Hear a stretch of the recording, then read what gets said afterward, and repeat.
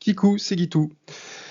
Je vais vous faire un nouveau rapport de bataille de X-Wing. Je tiens d'abord à m'excuser, j'ai été un peu long à produire celui-ci, j'ai été pas mal pris mars, avril, mais ayant été truffé de ponts, ça n'a guère été mieux, et ça a été un peu compliqué pour moi de recoller tous les morceaux de cette bataille.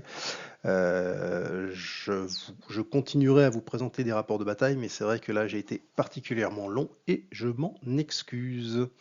Donc rapport de bataille X-Wing Miniature Games, je jouais mes rebelles contre les rebelles, Alliance Rebelle de Jeff. Bataille qui s'est déroulée donc à la table des stratèges à Compiègne, association qui permet tous les vendredis soirs de jouer à beaucoup de jeux de figurines.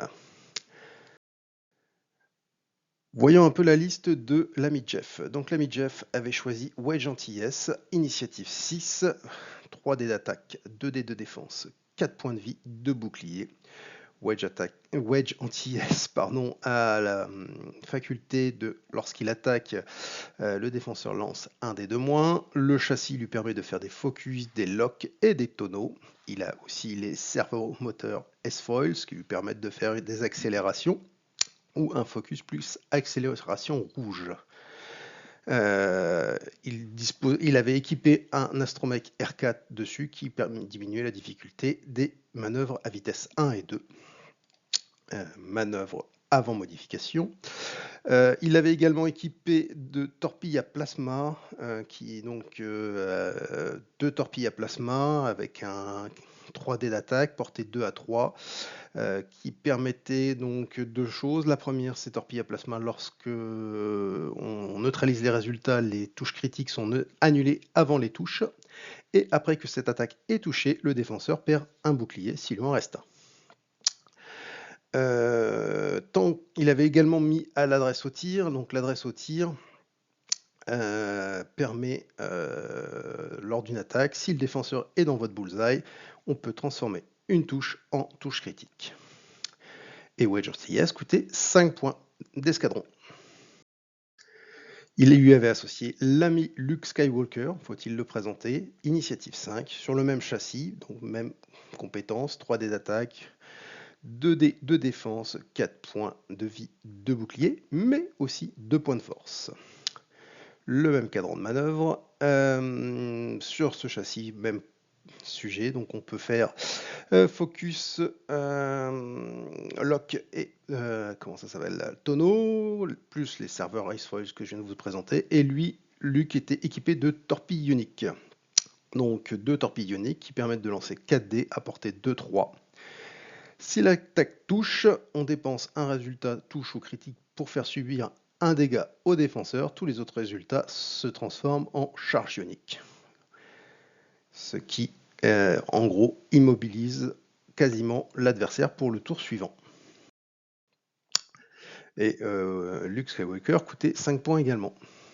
En ce qui concerne Arvern Crinid,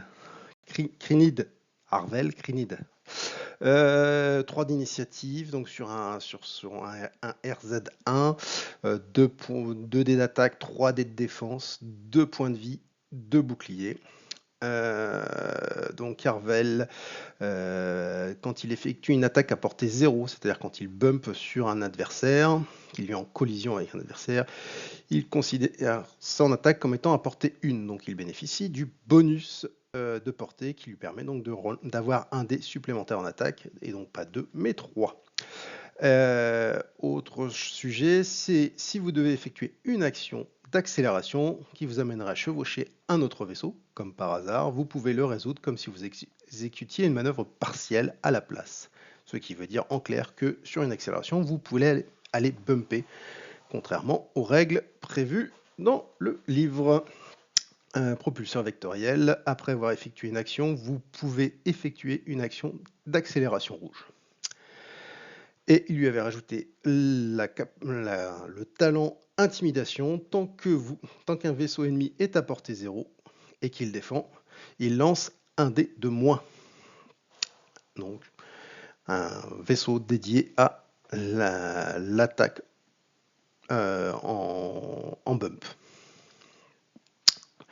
Voici le cadran de manœuvre.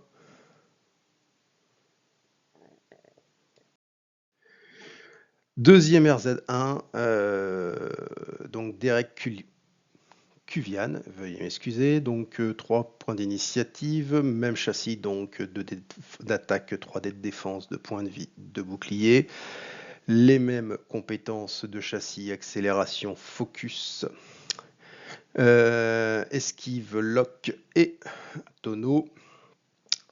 Qu'est-ce qui nous fait l'ami Derek? Après avoir verrouillé ou avoir dépensé un verrouillage, vous pouvez retirer un marqueur rouge, donc un marqueur souvent de stress. Il a également les propulseurs vectoriels qui lui permettent de faire une action d'accélération après son action, mais cette accélération est rouge. Il avait les missiles groupés, 4 missiles groupés, 3 dés à portée 1-2. Donc cette attaque, vous pouvez effectuer. Lorsque vous réalisez cette attaque, vous pouvez effectuer une attaque bonus contre une cible différente qui, elle, est à portée 0-1 du défenseur en ignorant le prérequis de lock, mais pas d'angle de tir. Vous devez être, le deuxième adversaire doit être dans l'arc de tir. Et il lui avait également ajouté adresse tir que je vous ai présenté. Si l'adversaire est dans le bullseye, on peut remplacer une touche par une touche critique. Et Derek valait 3 points d'escadron. Cadran de manœuvre identique au précédent.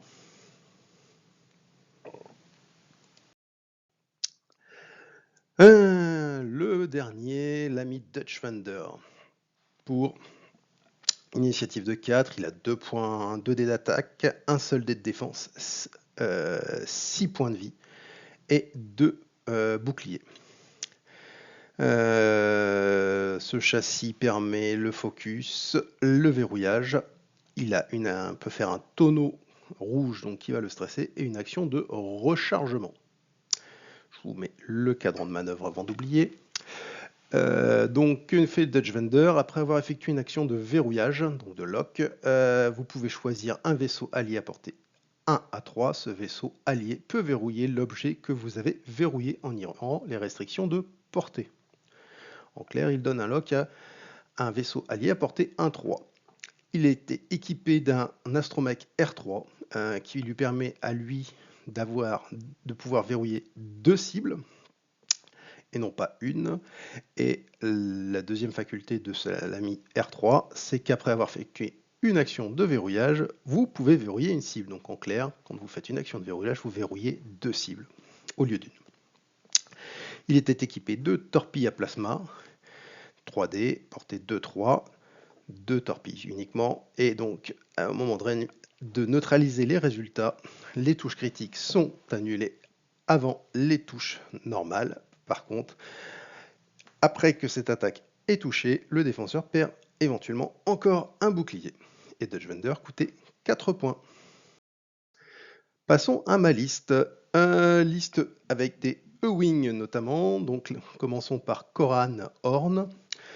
Initiative 5, 3 dés d'attaque, 3 dés de défense, 3 points de vie et 3 boucliers. Koran Horn, il a la particularité qu'à initiative 0, je peux faire une attaque principale bonus contre un ennemi s'il est dans mon bullseye. Si je le fais, je gagne un marqueur de désarmement. Donc ça veut dire que le tour d'après, je ne peux pas attaquer. Les E-Wing ont la particularité d'avoir des scanners expérimentaux qui permettent de verrouiller une cible au-delà de la portée 3, à l'infini, mais qui m'empêchent de verrouiller à portée 1. Et ça tombe bien puisque le E-Wing a une action double qui lui permet de faire un tonneau plus verrouillage ou accélération plus verrouillage. Le lock, l'esquive et le lock tout seul. Pas le lock, c'est le focus. Focus, esquive, lock. Veuillez m'excuser. Je vous mets le cadran de manœuvre pendant que je finis la présentation.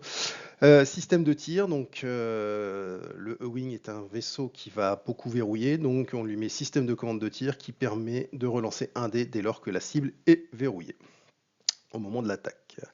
Les torpilles à plasma, que je vous ai déjà expliqué plusieurs fois, les mêmes, qui permettent de changer les résultats critiques en touche, mais qui permettent... Enfin, les résultats critiques sont annulés avant les touches et permettent, si l'attaque touche, de faire perdre un bouclier au défenseur. Et donc, Koran vaut 5 points d'escadron. Son comparse Dark Lighter, Gavin Darklighter, également sur Ewing, initiative 4, donc 3 dés d'attaque, 3 dés de défense, 3 points de vie, 3 boucliers. Je vous ai présenté le châssis, je vous remets le petit guide des manœuvres. Galvin, il a une compétence qui est assez sympathique, qui permet que tant qu'un vaisseau allié effectue une attaque, si le défenseur ciblé est dans l'arc de tir de Galvin, l'attaquant peut changer une touche en résultat critique.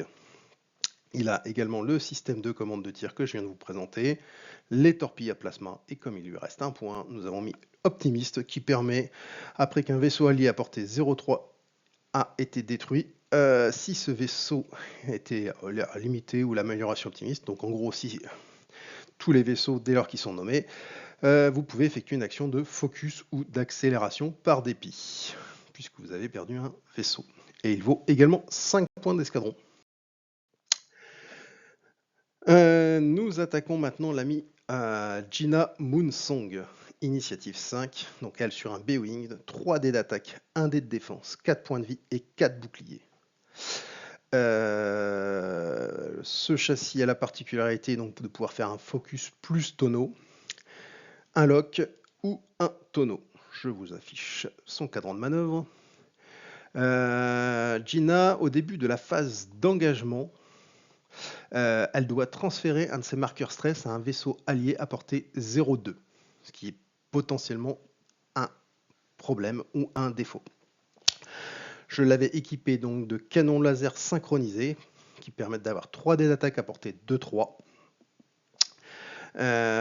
Et si on est calculateur, le défenseur ne peut pas avoir de bonus de portée, c'est-à-dire qu'il ne peut pas avoir de dés de défense en plus. Il y a aussi les S-foils stabilisés, que j'utilise toujours en mode déplié, c'est-à-dire qu'après avoir effectué une attaque, vous pouvez dépenser votre verrouillage sur le défenseur pour effectuer une attaque bonus de canon contre le vaisseau en utilisant une amélioration de canon avec laquelle vous n'avez pas attaqué à ce round. Donc en clair, je tire à 3D sur un vaisseau que j'ai verrouillé et avec mes S-foils, je tire une deuxième fois avec mes canons synchronisés, une deuxième fois à 3D.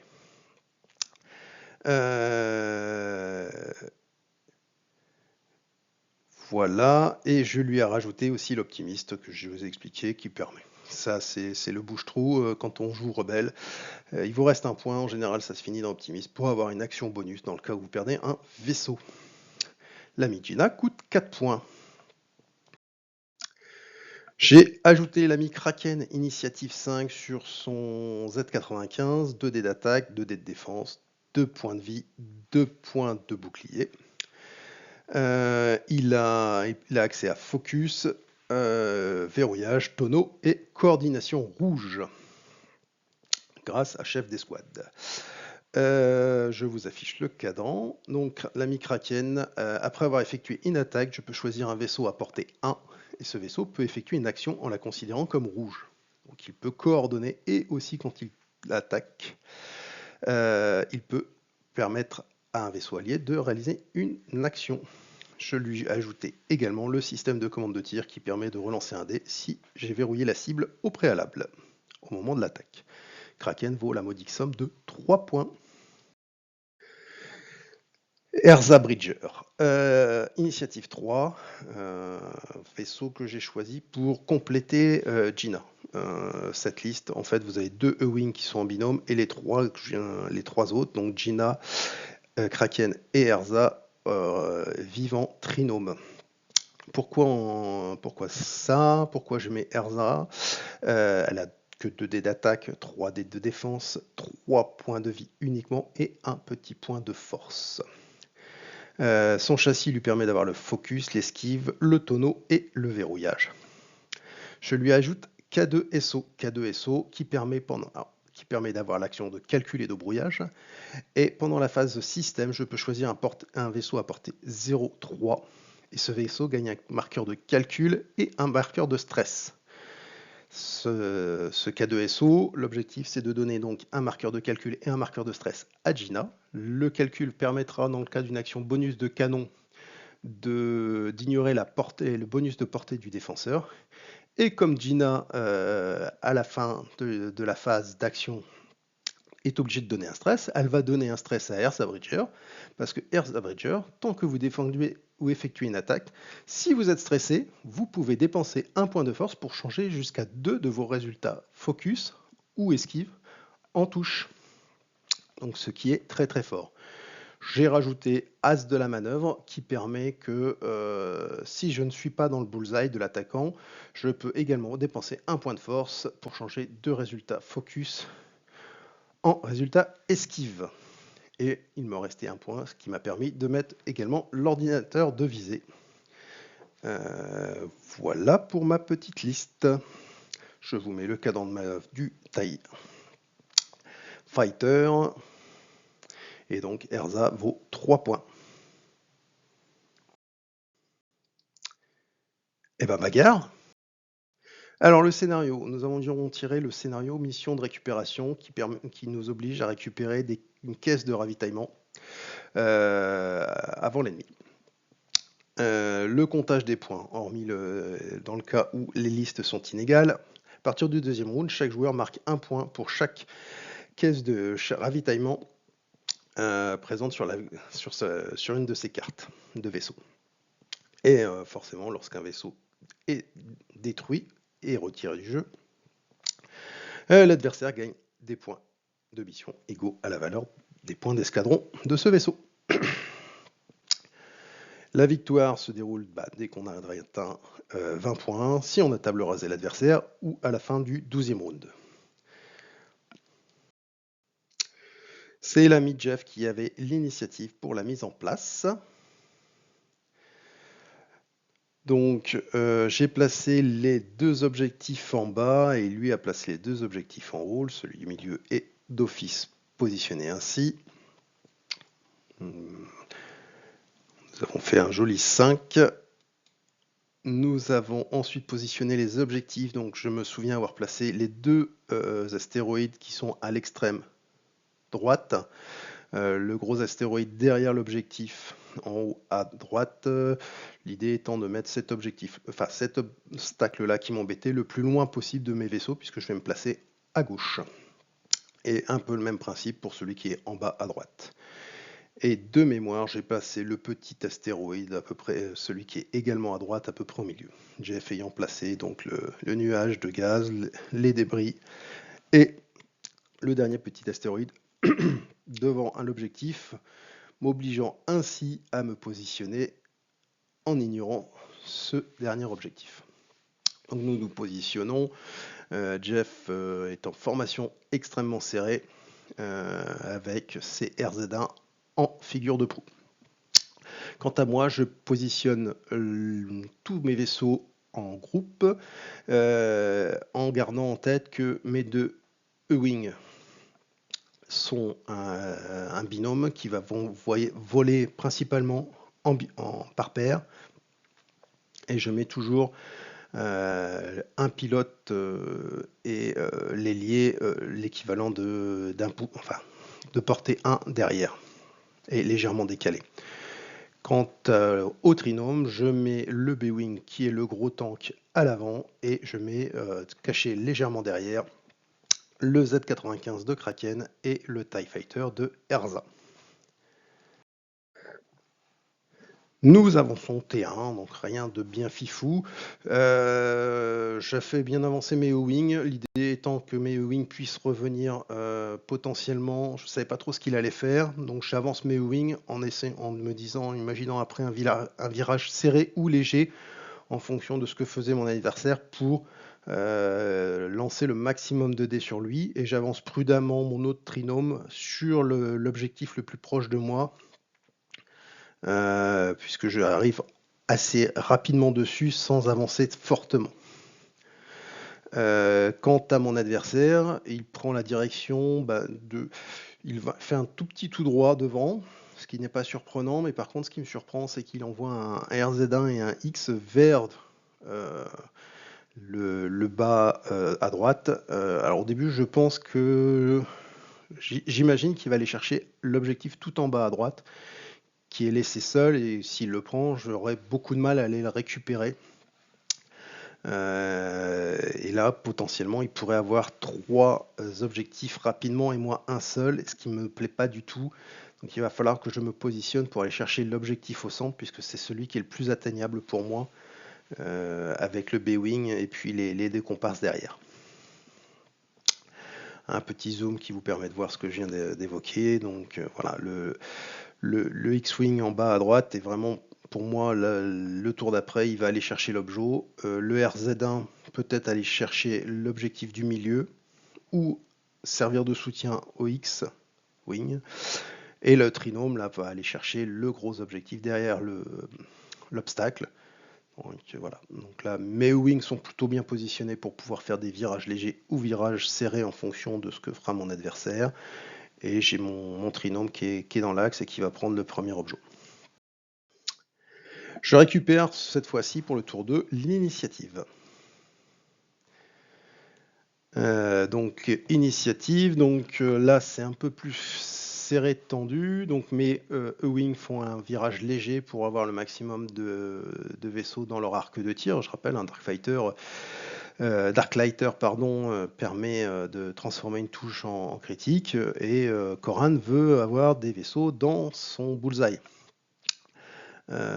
Et j'avance tout doucement mon autre trinôme pour récupérer l'objectif qui était près de chez moi. Donc on voit que là-dessus, Jeff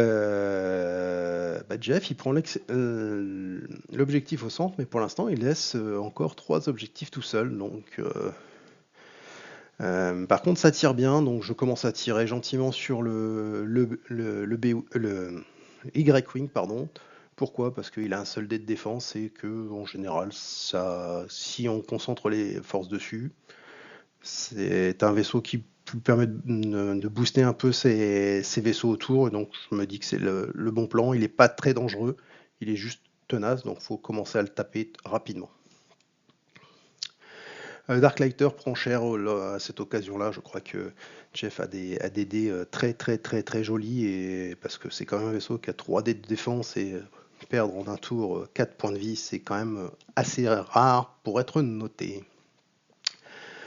Et j'attaque gentiment l'ami Wedge Antilles en lui faisant sauter ses 2 boucliers. Et Luke, quant à lui, va parfaitement bien.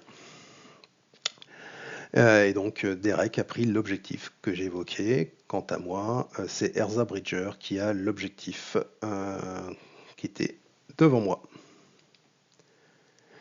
Donc fin du tour 2, nous sommes à 1 partout. Ensuite, tour 3, cette fois-ci, c'est un peu plus là. Là, on arrive dans le dur. Donc, j'ai un RZ1 qui pousse des accélérations et qui part très très loin en haut à gauche. Et quant à moi, je fais la même chose avec mon Darklighter qui va aller chercher, j'en profite puisque je vois rapidement que je n'aurai plus grand monde dans l'arc de tir, donc j'en profite pour partir et aller chercher l'objectif en bas à droite, histoire d'avoir 3 objectifs sur 2, puisque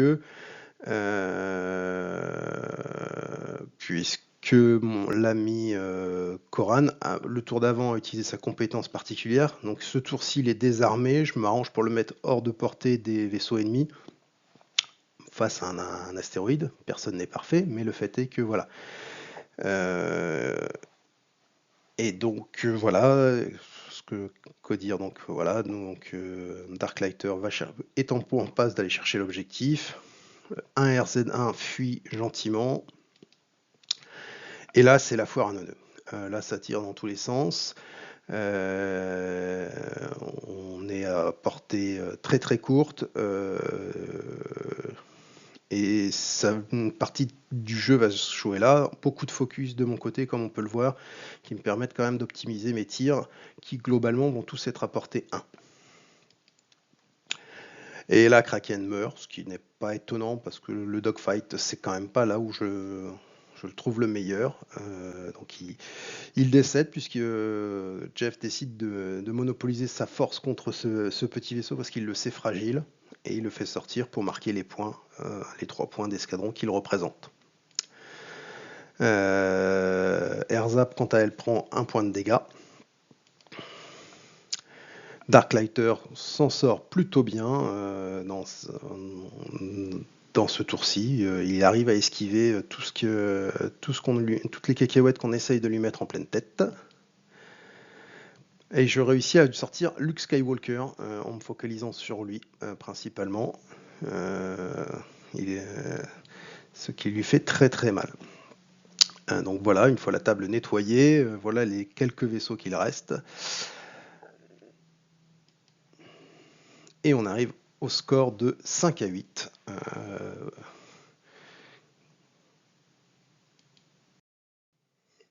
Et là, je perds le fil, je suis désolé, c'est pour ça que je vous mets un écran noir. Je n'ai pas pris les photos, c'était un moment un peu tendu dans la partie, et du coup, je pense que j'ai un peu zappé de prendre des photos step by step pour pouvoir vous faire ce compte rendu, ce qui m'a pris beaucoup de temps à recoller les morceaux. J'ai une photo intermédiaire qui permet donc de voir que Corran a fait sa manœuvre de retournement, il a traversé l'astéroïde, le coquin, et il se retrouve dans une position où il a shooté Wedge Antilles par derrière, ce qui explique pourquoi l'objectif est de nouveau au sol. Gros nettoyage, il y a un E-Wing qui a également disparu. Beaucoup de dégâts chez mon adversaire sur ce tour-là. Corran a perdu un bouclier parce qu'il est passé à travers un astéroïde. Darklighter prend l'objet et vit sa vie tranquillement. Gina Moonstang a uniquement perdu un bouclier. Erza a toujours son point de dégâts, mais a également un objectif. Derek disparaît également, donc je réussis à le sortir. Et Dutch Vander, à qui il ne me reste plus qu'un seul petit point de vie. Autant vous dire, plus avec un stabilisateur desserré critique qui en gros l'oblige à faire des lignes droites à moins de souffrir d'un dégât, donc potentiellement il est voué à mourir ou alors il faut réparer cette carte, ce qui veut dire que quand il fait ça il n'a pas d'action et ça devient une cible prioritaire. Et donc je sors Wedge Antilles grâce à Corran en lui tirant par derrière et de mémoire en ayant un peu beaucoup de chance sur les jets de dés. Et nous arrivons à 5 à 19. Et là, Jeff décide d'abandonner. Il lui reste, il lui reste un A-Wing tout neuf, un Y-Wing avec un point de vie. Et je crois que c'est à peu près tout. Cette partie avait pour objectif de préparer le 6 avril 2025 un tournoi à Orléans organisé par une association orléanaise où viennent régulièrement s'entraîner des compétiteurs dont certains font partie de l'équipe de France de X-Wing. On a pu assister à de belles tables, j'ai pu affronter de nouveaux adversaires, des choses très très sympathiques, toujours dans une super ambiance, 2 matchs le matin, 2 matchs l'après-midi. Le bilan, c'est un 1-0-3, donc je réalise ma première victoire face à Corentin, qui est un gros joueur, mais qui était venu avec une liste un peu en test et qui a priori n'avait pas retenu beaucoup qui n'avait pas répondu à ses attentes et voilà, grâce à de nombreux de ses conseils, j'ai pu obtenir face à lui une victoire parce qu'il n'y avait plus d'enjeu pour lui d'aller plus loin, vu que j'avais perdu mes 3, j'étais à 3 défaites, lui également, donc il m'a bien aidé à gagner cette partie. Mais ça reste une victoire et j'en suis heureux. Maintenant, il faudrait que je gagne sans que l'on m'aide. J'ai eu bien sûr de magnifiques goodies, des dés magnifiques, ce petit gabarit qui permet de lâcher les bombes, et puis bien sûr des cartes personnalisées. La question est que décider, que faire? What else? Euh, j'ai déjà réalisé une deuxième partie contre Jeff dernièrement que je vous présenterai, ça c'est une certitude. J'ai envie de faire une petite vidéo, ça va faire quasiment un an que j'essaye de progresser sur X-Wing. J'ai appris beaucoup de choses en tournoi, pas des choses qui me permettent de, de marcher sur l'eau, mais globalement, je me dis que ça pourrait être sympa de faire un petit retour d'expérience sur, après une année de boulot, sur les tournois, ce que j'ai pu apprendre, ce que j'ai retenu, et en espérant que ça me servira de base pour continuer et pour progresser. Ce ne sera pas parole d'évangile, ce sera ce que j'ai cru comprendre et ce que j'ai voulu. Je ne sais pas si une telle vidéo peut vous intéresser, auquel cas, bah, laissez-moi un petit commentaire ou de sorte que je sache si ce type ou ce genre de vidéo qui sera que une photo et pas un film de ce que j'ai retenu au bout d'un an et ça se trouve dans 2 ans ce sera, je vous dirais bah, l'année d'avant je vous ai dit une connerie mais voilà ça aurait le mérite d'exister et de faire une petite synthèse sur bah, ces quelques tournois que j'ai fait et ces nombreuses parties que j'ai pu utiliser, les échanges que j'ai pu avoir avec des joueurs de, bah, on peut le dire, de haut niveau sur X-Wing. Je pense notamment à Gundrake qui m'aide beaucoup sur les conceptions de listes, sur des points de règle, sur des combos de compétences, etc. Et bah, c'est un vrai plaisir. Voilà. Eh bien, écoutez,